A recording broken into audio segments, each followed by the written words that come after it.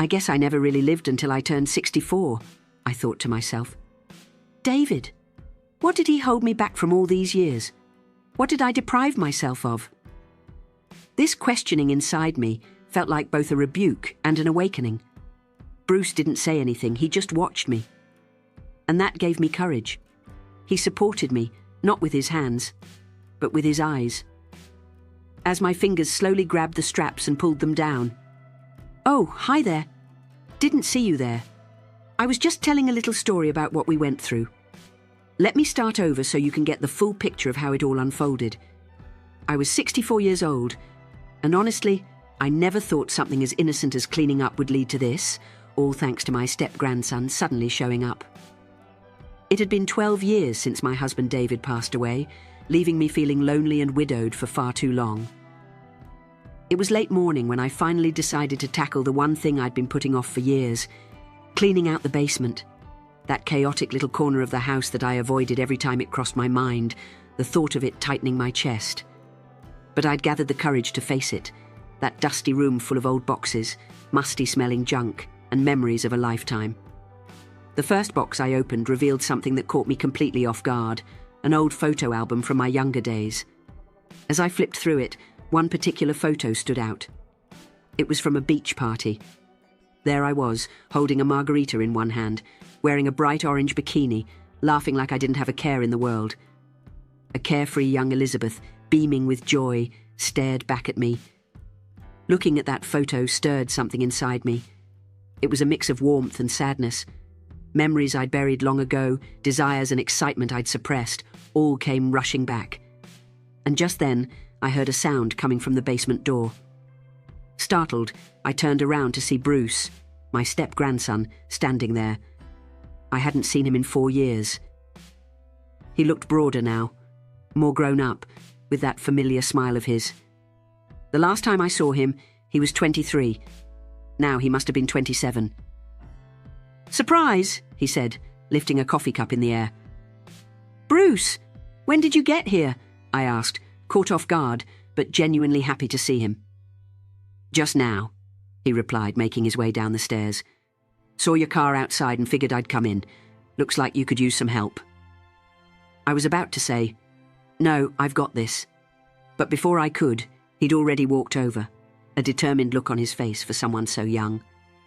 His eyes landed on the album I was holding. "What's this?" he asked, before I could snatch the photo out of his hand. I froze for a moment. His eyes were locked on that picture of young Elizabeth on the beach. He stared at it for what felt like an eternity before turning to me.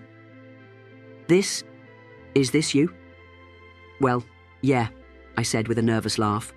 "My wild years back in the day." Bruce's gaze shifted from the photo back to me. There was something in his eyes, a mix of admiration and surprise. It was both unsettling and oddly kind of warming. "Wow. It's weird to think of you like this, but impressive," he said, smiling. "If you're enjoying these little confessions, join me on my channel for more. Don't forget to subscribe and turn on notifications because trust me, this story is just getting started, and it's one you won't want to miss."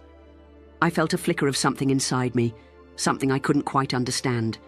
Feelings I had buried for years, emotions David had never truly awakened in me. They surfaced for just a moment. But this wasn't right. It couldn't be. "All right, enough with the trip down memory lane," I said quickly, closing the album. "We've got to start hauling these old boxes out of here." But I had no idea where that photo, Bruce's expressions, and this storm brewing inside me were going to take me. Bruce gently stopped my hands as I tried to close the album. "We really need to look at this," he said, half joking, half serious. "It's unbelievable seeing you so young, vibrant and different. Come on, let's look a little more." I hesitated for a moment.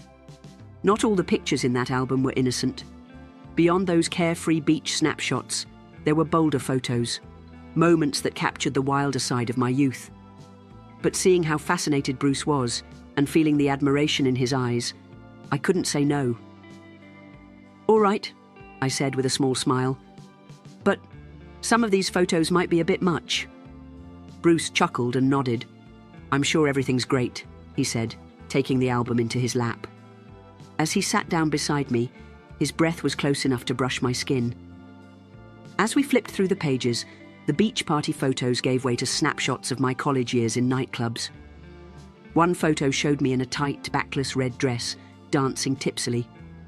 Bruce lingered on that one, staring at it a little too long. "This is really you?"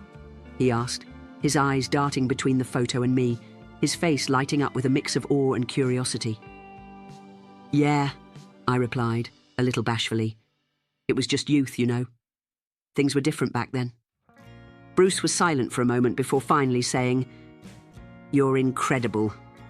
He paused and then added, "All this time I've only ever thought of you as my grandmother, but you were like a total, I don't know, party girl."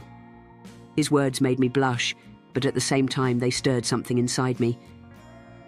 I thought about how David had never shown me that kind of admiration. Even when I was younger, he'd always been distant, cold and strict.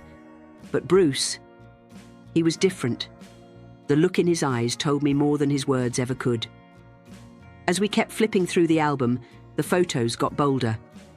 There was one of me laughing with friends, wearing a short pair of shorts and a bikini top.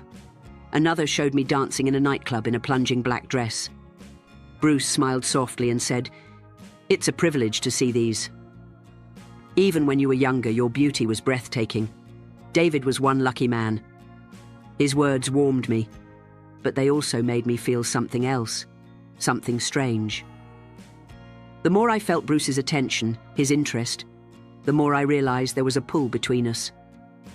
He was like the kind of man I had dreamed of when I was younger, confident, openly admiring, and eager to discover the parts of me I'd kept hidden. When we reached the last page, Bruce closed the album but didn't move his eyes from me.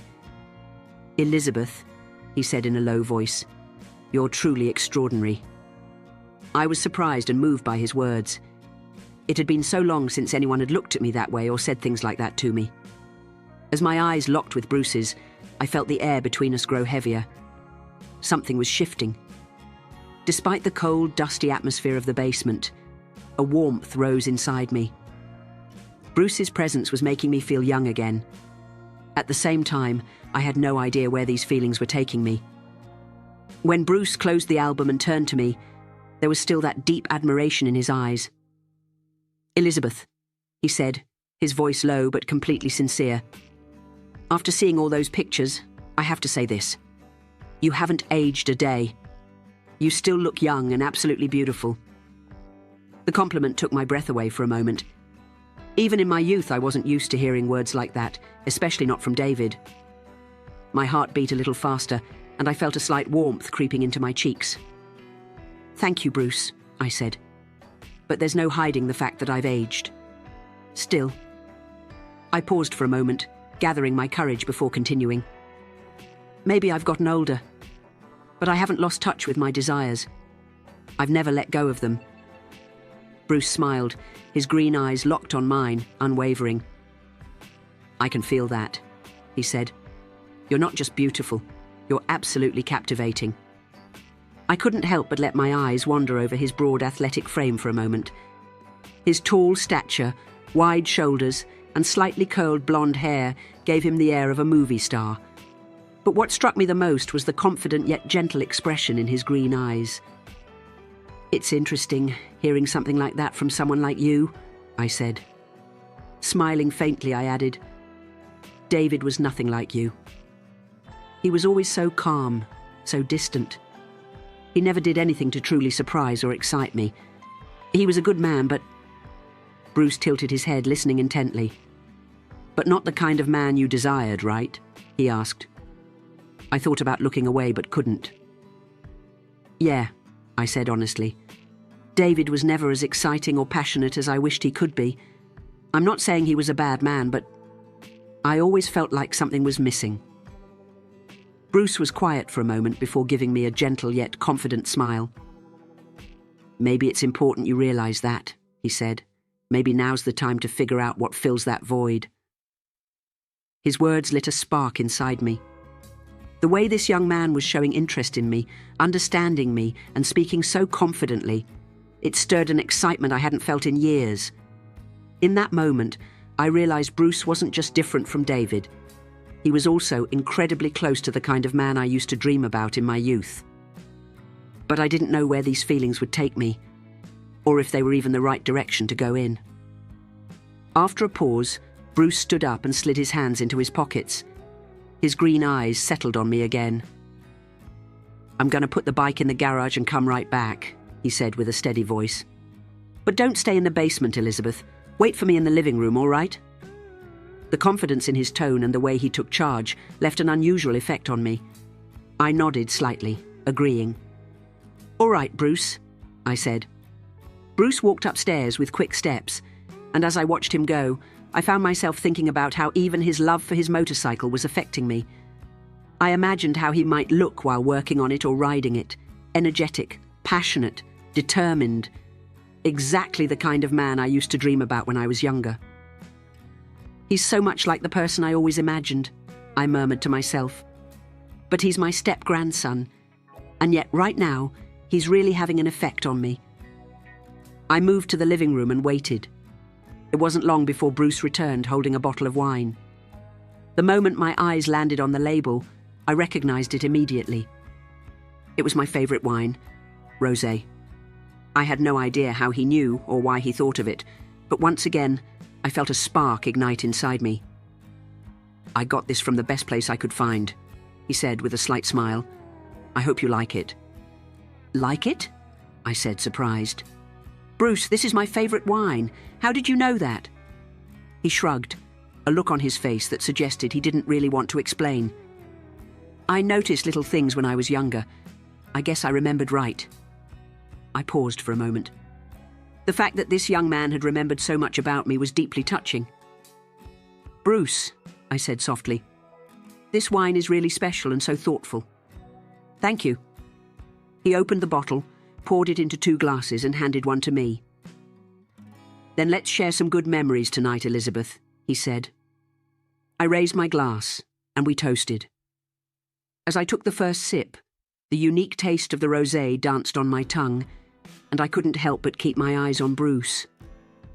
As the conversation flowed, I found myself drawn to him, not just for how he looked, but also for the way he thought and carried himself. At one point, when our glasses were nearly empty, Bruce's eyes locked onto mine once again. There was a warmth in his gaze, a pull I couldn't ignore. Inside me, I felt something shifting, a mix of fear and excitement, but I still had no idea where these feelings were leading me. Suddenly, Bruce paused. He set his glass down on the table and turned his eyes back to me. This time, his gaze was more determined, more intense. "Elizabeth," he said, his voice low, but filled with emotion he couldn't hide. I looked at him and realized my breathing had quickened. My heart was pounding in my chest. "Yes, Bruce?" I whispered, my voice barely audible as if it couldn't manage more. In that moment, Bruce reached for my hand. The warmth of his fingers moving gently over my delicate, slender hand sent a rush of emotions through me. "I know I shouldn't say this, but..." he began. "When I look at you, I just can't stop myself. You're not just incredibly beautiful. You're so much more than I ever imagined." His words echoed somewhere deep inside me, and I felt my face flush. "Bruce, you..." I started, but before I could finish, he hesitated for just a moment before leaning in. That moment, my heart felt like it was about to stop. Watching him move closer, I knew I should say no, but I couldn't fight the powerful pull I felt toward him.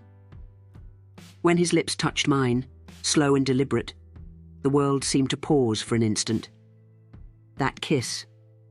It was gentle but also deep. I felt desires I'd suppressed for years suddenly come flooding back. As his strong hands moved to my waist, I let myself fully surrender to the moment. When Bruce's lips pulled away from mine, I could feel the tension between us lingering in the air. My heart was still pounding like crazy. I looked at him, hoping my eyes could somehow express what I was feeling. But putting those emotions into words seemed impossible.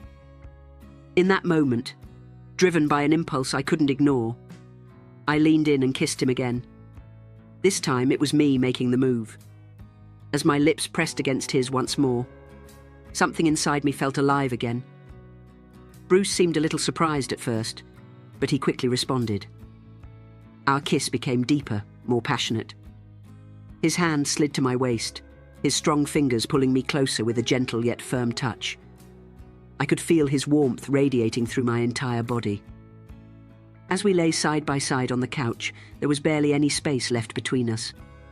His presence, his breath, everything about him filled the moment completely.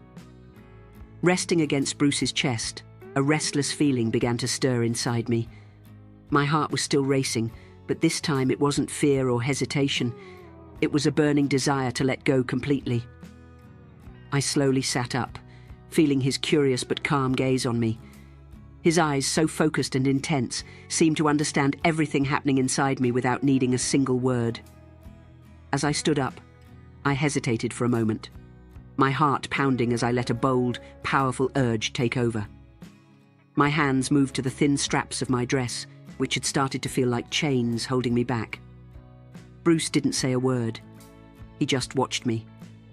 And somehow, that gave me courage. He was supporting me, not with his hands, but with his eyes. When my fingers grasped the straps and slowly slid them down, the dress slipped off my shoulders, falling gently to the floor. The fabric pooled around my bare feet like a soft puddle. In that moment, I could finally breathe. It wasn't just a physical act. It felt symbolic, like shedding years of restraint and finally freeing myself. When I turned my gaze back to Bruce, the admiration and awe in his expression were unmistakable. He didn't have to say a thing. He understood.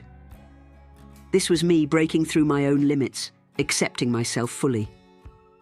Bruce slowly stood up from where he was sitting and reached out his hand toward me. His touch was, as always, both tender and strong. But this time I wasn't just embracing him, I was embracing all of myself. For a full 15 minutes I stayed in that exact position on the couch, barely moving. I was so close to passing out, but somehow I managed to hold on.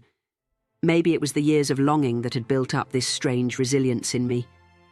Bruce's broad, powerful frame had always drawn me in, but now, the intensity of my attraction was on another level entirely. I was left breathless, like I had just left the entire world behind. My heart was racing, my body trembling, and every inch of me felt the impact of his presence. For the first time in my life, I felt physically exhausted in the most exhilarating way. It wasn't a limit. It was a liberation. Even as I was lost in these overwhelming emotions, my mind wandered into a strange reflection. I didn't truly live until now, I thought to myself. David, what did he hold me back from all these years? What did I deny myself for so long? This inner questioning felt like both a quiet rebellion and a long overdue awakening. Bruce, still catching his breath, ran a hand through his hair. Seeing that he was just as affected as I was, somehow comforted me. He gave a faint smile, fixing his tousled hair, and in a low voice he said, "I'm going to take a shower." In that moment, I felt the sparkle in his eyes, the softness in his voice, and the calm determination behind it all. And just like that, everything became even more real. I watched Bruce walk away, but my mind stayed stuck on what had just happened and the bittersweet joy of discovering myself so late in life. If you've made it this far, I know my story has left an impact on you. There's so much more to share, and you won't want to miss any of it. Make sure to hit that follow button, turn on notifications, and leave a comment about this story. I can't wait to hear your thoughts, so let's chat in the comments. Your support means the world to me.